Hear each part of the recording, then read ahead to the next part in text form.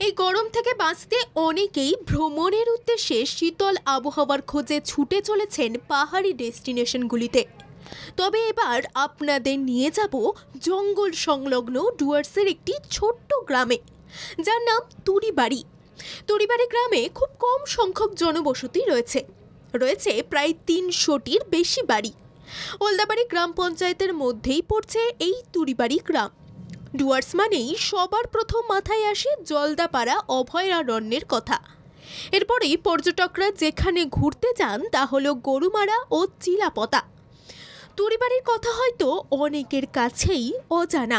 শান্ত নিরিবিলি এই অজানা গন্তব্যে কি না নেই।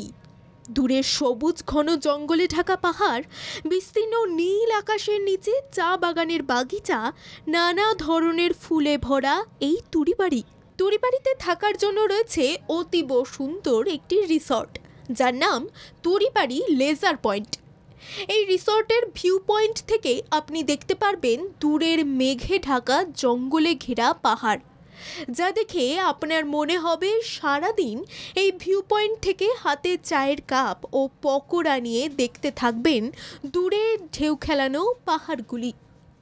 যদি ভাগ্য ভালো থাকে তাহলে এই ভিউ পয়েন্ট থেকেই দূরের জঙ্গলের নিচের দিকে একটু ভালো করে লক্ষ্য করলে দেখতে পাবেন সবুজের মধ্যে বিচরণ করছে ময়ূর। এই দৃশ্যের সাক্ষী হতে পারলে আপনি নিজেকে সেই সময় সৌভাগ্য বলে মনে করবেন। এই তুরিবাড়ি থেকে আপনি পৌঁছে যেতে পারবেন ইয়েলবং ও চালসার মতো পাহাড়ি উপত্যকাতেও। এই তুরিবাড়িতে মাঝে মধ্যে হাতির আনাগোনাও লক্ষ্য করা যায়।